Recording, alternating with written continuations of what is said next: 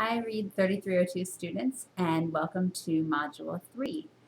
I hope your assessment projects have been going well and that your work through this course has felt good. You feel like you're learning a lot. I wanted to share a few things with you that I like to do in my face-to-face classes to really sort of get you a little bit more engaged in the material and help you understand the kinds of things that we'll be talking about. I think often as learners, it's helpful for us to do some things ourselves to really feel the kinds of things that we're going to be talking about and experiencing them as learners so that then we can have a better sense of what our students might be thinking as we teach them. So in Module 1, we talked about intermediate readers and who they are, some of their characteristics, and some of the texts that they might read, right? The variety of texts and that kind of thing. In Module 2, we talked about getting to know those readers, right? We talked about that Indian folktale of the blind man and the elephant, right? So how we can use assessment as a way to get to know a more complete picture of readers and students, not just sort of this one isolated fact or this one test score or this one assessment result, but that really starting to build a comprehensive picture of who readers are so that we know how to teach them effectively. So those are sort of the first two steps that we've taken. And now that we're in Module 3, our focus is going to turn to actually teaching those readers that now we've gotten to know, specifically teaching them about comprehension, right? And so at its most basic level, we could say that comprehension is about understanding what you read. And we know that we want to have students who don't just sound out words, but who really can make meaning, right? Can understand what the text is saying, can respond to it with their own thoughts and opinions, can synthesize across multiple texts, right? Those kinds of things. And so those are comprehension skills. And so what we're going to do in Module 3 is learn about what comprehension is, and then how we teach it, right? And then the kinds of formats and lessons and setups that work well, and the kinds of activities that work well for teaching it. Okay? Too often in classrooms, historically, right, research has shown that teachers don't teach comprehension. They assess comprehension. And that might make sense if you think about it. Well, how would you, what do we do when we're talking about student understanding of what they read? Well, you ask them questions, right? Or you give them a quiz, right? In Module 2, you read about accelerated reader, this idea that you read a book and then you take a test. You read a book and you take a test. You read a book and you take a test. That's assessing comprehension, right? Maybe not even in sophisticated ways, but that's assessing comprehension. It's not teaching comprehension. So we sort of give kids a text and hope they get it. Like, fingers crossed. We can do better than that, right? We can actually provide instruction that helps kids learn skills, tools, patterns that make them better readers, right? That help give them an access into different kinds of texts.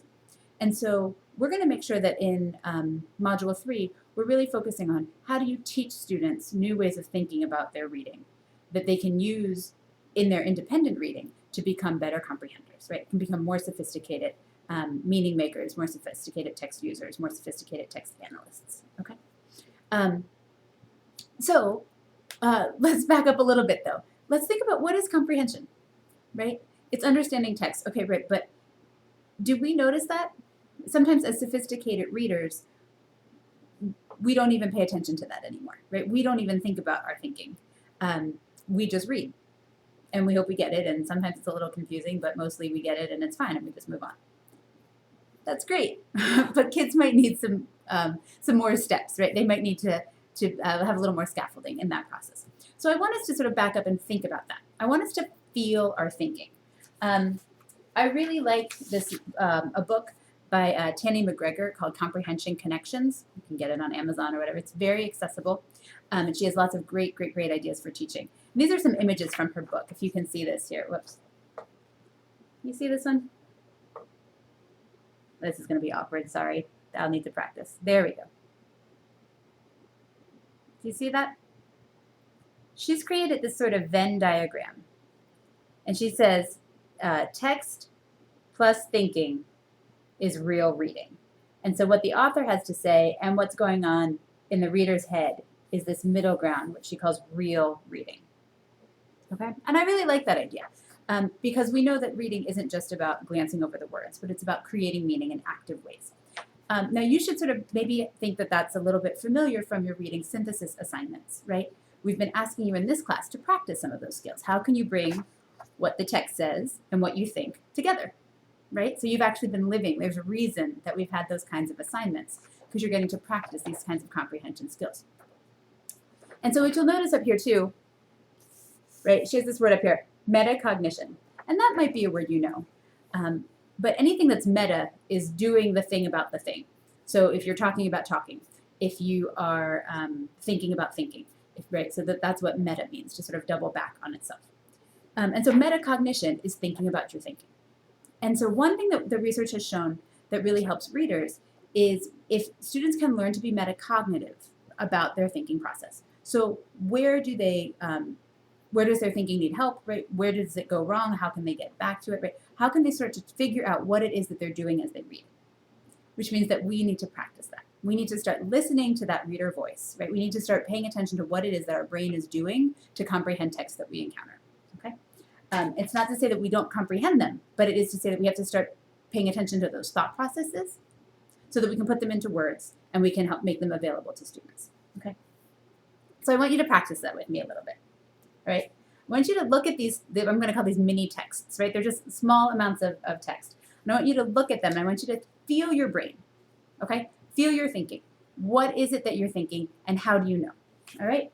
So what knowledge, what strategies, what resources are you using to make sense of something like this? And I know I'm awkward with the camera. We'll figure it out.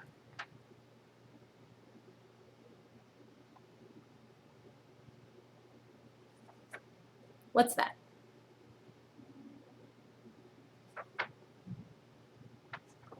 Did you say phone number?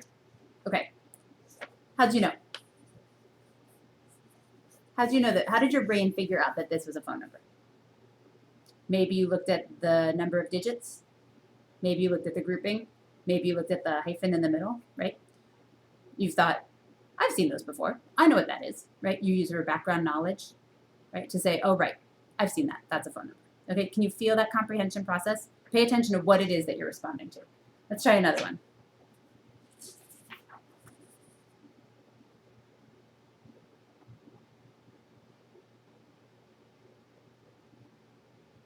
If you need to pause the video and keep looking, that's okay. What's your brain doing to figure this out? What are you thinking about? Tune into your reader voice. Are you chunking? Are you reading in a line? Are you thinking about things that you've done before? Right. Are you sort of guessing and checking? Wait, is it this? No, wait, that doesn't work. Wait, is it this? No, that doesn't work. Can you feel that thinking, right? Can you feel your brain trying to comprehend this string of numbers? This is actually called the Fibonacci sequence. I'm a nerd, and when I was little, there was a show about math that was on PBS, and I used to watch it all the time. And so this is the Fibonacci sequence. And it is built by adding the numbers together to get the next number. So 1 and 1 is 2, 1 and 2 is 3, 2 and 3 is 5, 3 and 5 is 8, right? You see that? And it just goes on and on. Okay. So think about, what was your brain trying to do? Okay, what was that process? Here's another one from my ECU students. What did you shout back? Did you say gold? All right. Purple.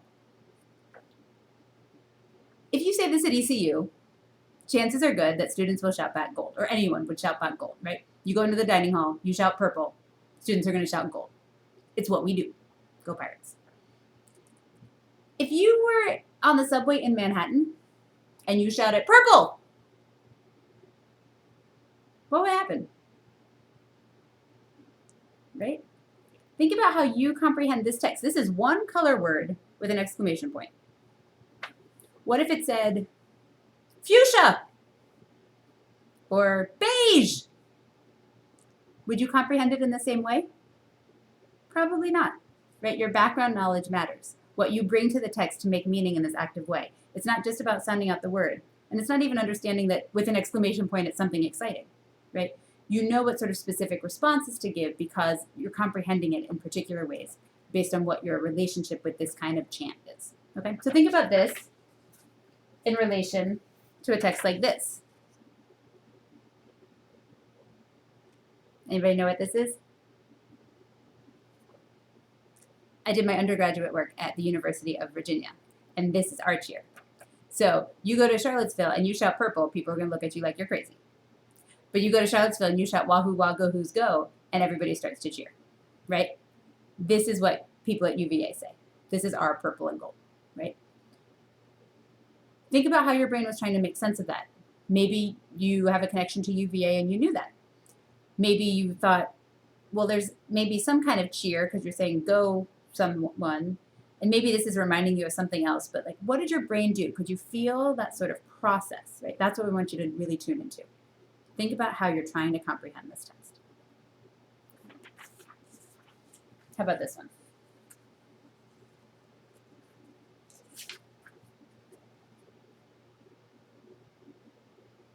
What's that from? A fairy tale. Isn't that amazing? 1, 2, 3, 4, 5, 6, 8 words. And you know the kind of genre, you know the basics of the storyline. How do you do that? How do you comprehend at that level? 8 words, that's it. Can you feel what you're responding to? Can you feel how your brain is making sense of what you're reading? All right, this is a little trickier. You might need to pause and look into it. Let me see if I can get it all on the camera.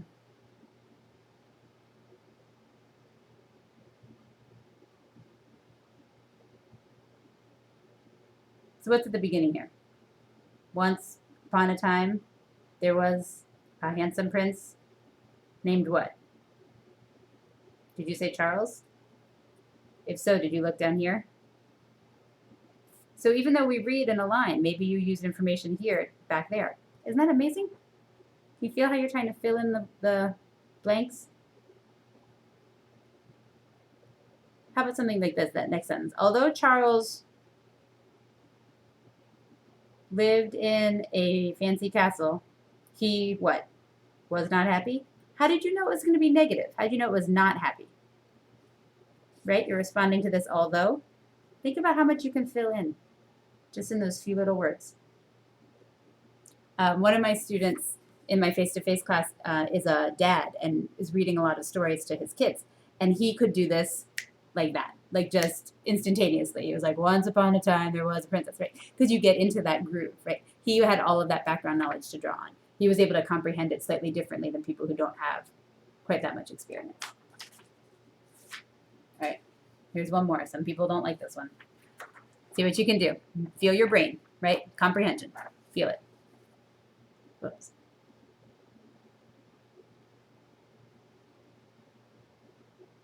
Can you see both women? This is an optical illusion. You may have seen it before. There's an old lady with her chin tucked down into like a fur coat or something and a big thing over her head and her bangs down over her eyes almost and a big nose. And then there's a young woman who's looking over her shoulder. She's got maybe a hat with this feather on it down behind the back of her head. And she has a delicate ear under her hair. And she's wearing a red necklace. Can you see both of them? Can you feel your brain working, trying to make meaning? Did anybody have a moment where they went, oh, I see it? If you did, that's comprehension. Right? Those are the kinds of things that we would need to do to feel our brain working. Right? So you can use those kinds of texts to figure out how to feel your brain. I'm going to show you a couple others.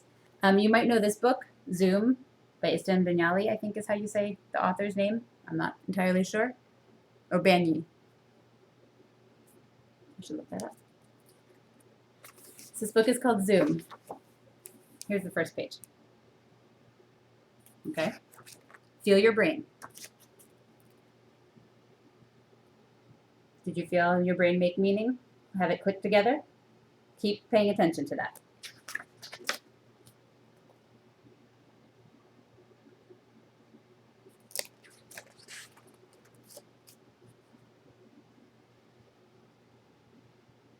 Okay, so far so good.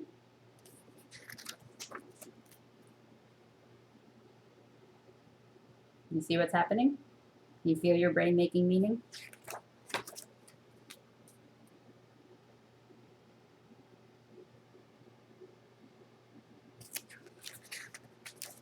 You ready? Do you feel your brain do something there?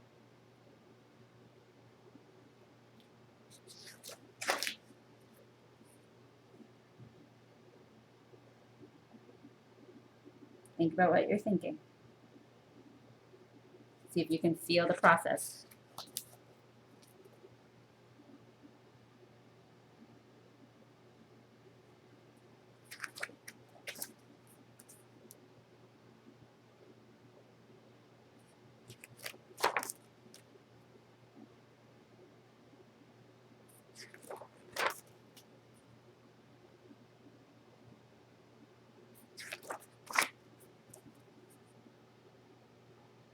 Are you anticipating something else happening? Try to feel what your brain is. Tune into that reader voice. What are you thinking?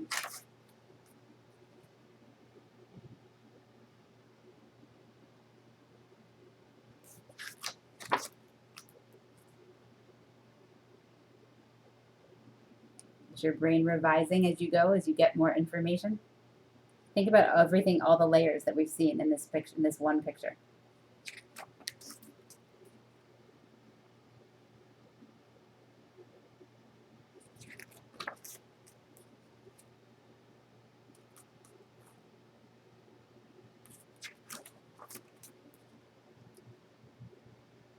Can you feel your reader brain?